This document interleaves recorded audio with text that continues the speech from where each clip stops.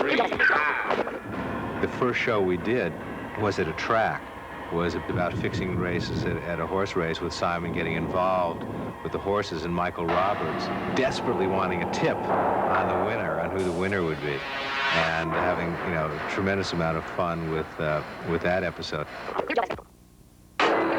I don't remember the exact transformation or why, except that it was a secret. Just like Superman or Batman or any particular powers that superheroes have, his power was going under disguise of an animal.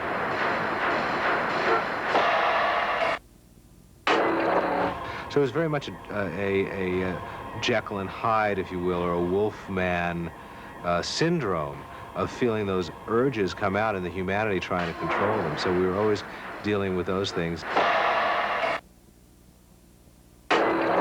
Usually when you do series television, you try to find a formula. And the formula is repeated week in and week out, whether it's the A-Team and you're doing the same kind of thing over and over again. Manimal was completely different every week, and we tried to do different types of episodes. So to gear up over the course of say, 12 episodes, we're doing 50 makeup changes that Stan would have to design and do. Where I always like to go is hopefully to envision something that nobody's ever seen before, to do it a little bit different, to take that character beyond what you would expect to see, and give the audience something more exciting to look at, which means I have to excite myself. I have to look at it, and when the character is done, I have to go, wow, that's really neat. And if I can go, wow, that's really neat, then hopefully everybody out there who is looking at it is going to say the same thing. And if they don't, I have them killed.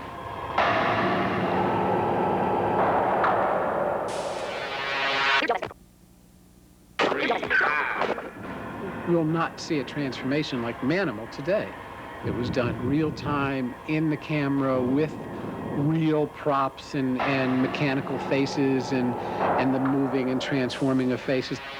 Today that's done in a computer, and it's done brilliantly. It's called morphing. I think the only dated aspect of the show could be perhaps the special effects, which, you know, were brilliant and can be appreciated because it was hand craftsmanship.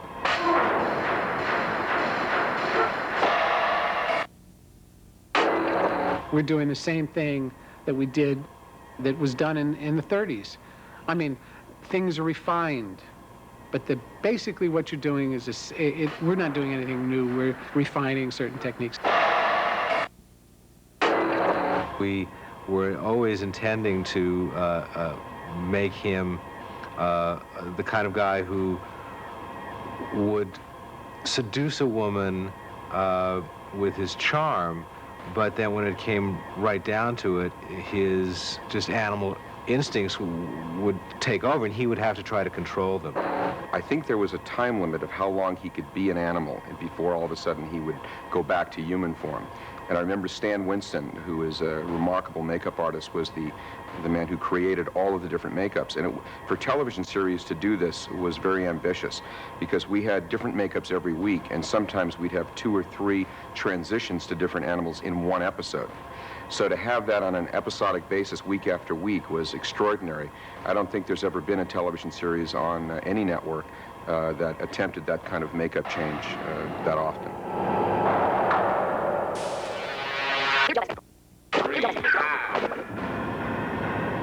The episode that is absolutely my favorite episode is a show called Female of the Species, and it was about a girl who had been raised by wolves, and here were 2 people who could really understand life from both an animal's point of view and a human perspective. All humans everywhere, no matter what nationality, no matter who you are, you relate to an animal. People care more about the dog getting kicked than somebody getting shot on television.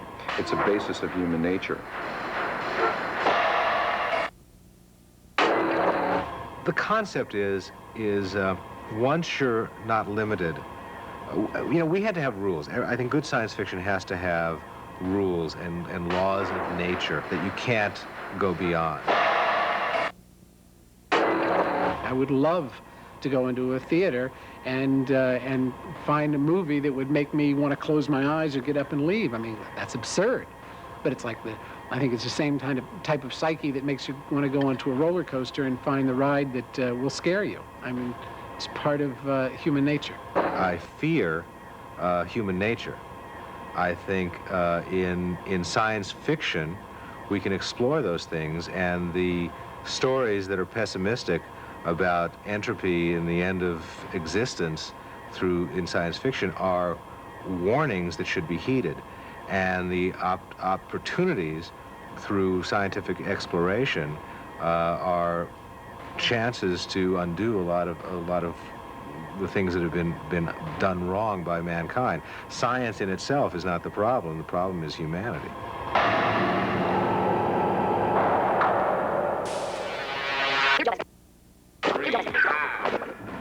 The neat thing about science fiction is it gives us something to strive for. If it's really an interesting science fiction, then there's some complete bizarre human being out there who's going, I'm going to do that. And they will.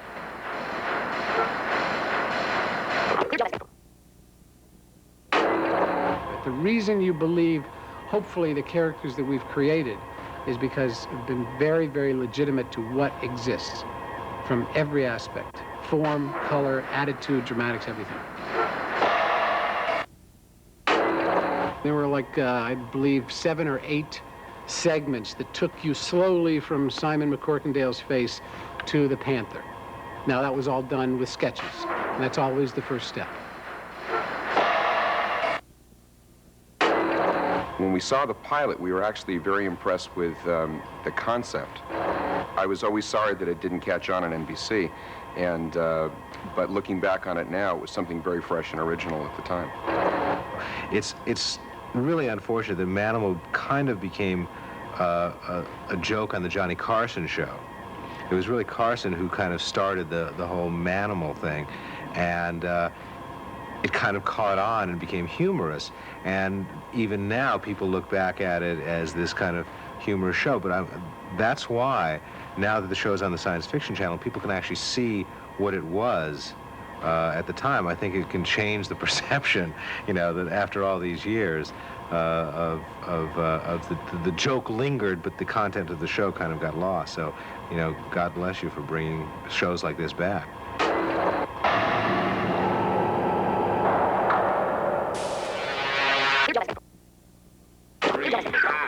When we went into Manimal, one of the reasons that we were attracted to it is because we love fantasy and science fiction, which sometimes go hand in hand. When you're locked on Earth or locked in reality, your stories can be limited. But when you're in science fiction or fantasy, you have, you know, anything but up to the horizon to really find different stories. Obviously, he had an animal magnetism that would attract women. We didn't want to, while he was sophisticated on the one hand, he was very basic in terms of animal urges and his sexuality. Get your hand into that kind of a dynamic position and start working with that, again, to see how we could take the human form and turn it into the bird form. And it's the same thing. It's art. Many of the characters that I've done have nothing to do with human reality. The Predator had nothing to do with human reality. Where the characters, now this is sort of revolving around the transformations in Manimal, where he goes to, it's an animal. So that's not human. Everything that we do is based in reality. Our imaginations are a matter of taking what exists and pushing it around and making something new, but it's always based form, muscle structure, characteristics, dramatic characteristics, colorations. Everything that has to do with the development of a character has to be based in reality for you to believe it. If you see a character and there's something that's very cartoony or silly or bad about it, if you see a movie and go, it's dumb, it's because it doesn't look real. And the reason it doesn't look real is because somebody doesn't understand what it takes for you to relate as an audience to a character. He had a special connection with animals. He was able to, I think it was almost a telepathy, where he could communicate with them. So there was an animal side to his character as well as a human side to his character, which is the dilemma that he always found himself in, of which way to be what, depending on the situation of the episode. I sat down and started doing sketches. I did sketches of Simon McCorkindale. I would start with the actor first. And then did a transformation series of sketches. It's sort of like fill in the blanks. People care more about the dog getting kicked than somebody getting shot on television. So it's a basis of human nature. And with this man being able to become an animal and see the world through that animal's eyes, that's a unique perspective. In Manimal, there was an interesting problem because this particular transformation was going to be used over and over again. It was a TV series.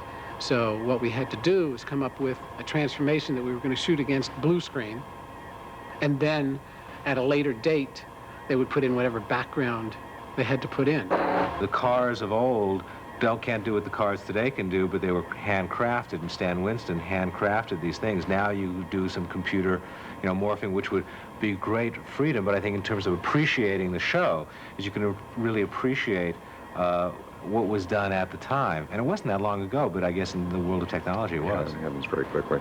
I'm looking forward to seeing the shows again. It's been a long time. It was 9-10 years ago that we produced the show originally. And looking back on it now, even talking about it now, it's great because it brings back a lot of good memories. So I'll watch it when you air these.